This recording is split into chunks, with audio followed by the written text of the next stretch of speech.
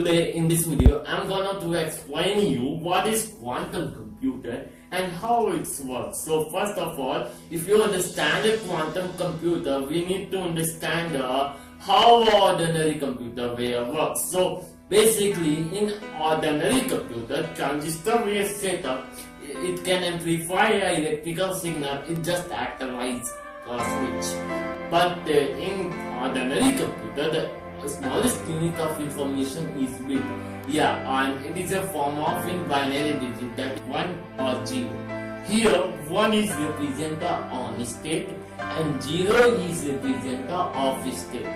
And computer does not understand the English language directly. Suppose if someone type an English letter A, and computer does not understand a letter A, it can understand its binary digit of the letter. That is 0, 1, 0, 0, 1. That is the binary digit of letter A. And after that, it gives output that is A. So this is a mechanism behind the ordinary computer. It's how it works. But how a quantum computer works? In quantum computer, qubit is used for their same purpose, but they are some different from bits. So what are the difference between qubits and bits? So basically, in a qubit, electrons were used. It can store 1 and 0 both values at the same time, and that is also we call the superposition. It have an ability to store 1 and 0 values at the same time. So it is store a lot of data in one time, and that is also we call it superposition. So how it can store both values 1 and 0? So if you understand the principle of quantum computer, we need to understand two principles of quantum physics. First is superposition. Second is quantum entanglement. So let's understand the superposition. So basically, we need to understand that one experiment is performed by Thomas Young in 1801. That is double slit experiment. With the help of this experiment, we understand it how a quantum particle can be able to store both values at the same time. Quantum. I use this animation only for educational purposes. Put a one screen, one slit and a electron gun. So when a electron gun fire from a electron gun, electron were releasing. So electron goes into one slit and it creates a particle pattern on a screen. So but when it change into two slit and it create a wave pattern on a screen, and we know that electron were a particle. This is not a wave, but it creates a wave pattern. This is confirmed that electron can be exist both possible state at a one time, the nature and particle nature. Not only electron, this law is applied in all quantum particles. All quantum particles have both wave nature and particle nature. The most amazing fact is that a quantum particle behave differently when they are observed. Here electron gun is set up and a camera is added on this experiment. Electrons were releasing from electron gun and electrons were observed by a camera. So it behaved like a particle. It creates a particle pattern on a screen. Here we can see this. Wait, just watch. But when camera is not added in this experiment, it behaves like a wave. So this is confirmed that a quantum particle behave differently when they are observed, and a quantum particle is also behave differently when they are not observed. The scientific reason is that when its wave function wave collapses, it behaves like a particle. So when its wave function wave not collapses, it behaves like a wave. So this is the scientific reason behind them.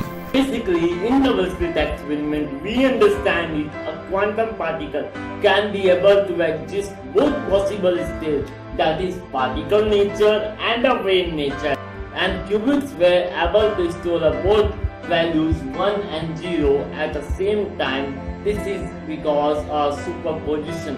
but how information can travel from one qubit to another qubit. So if we understand of this question, we need to understand quantum entanglement. So what is quantum entanglement?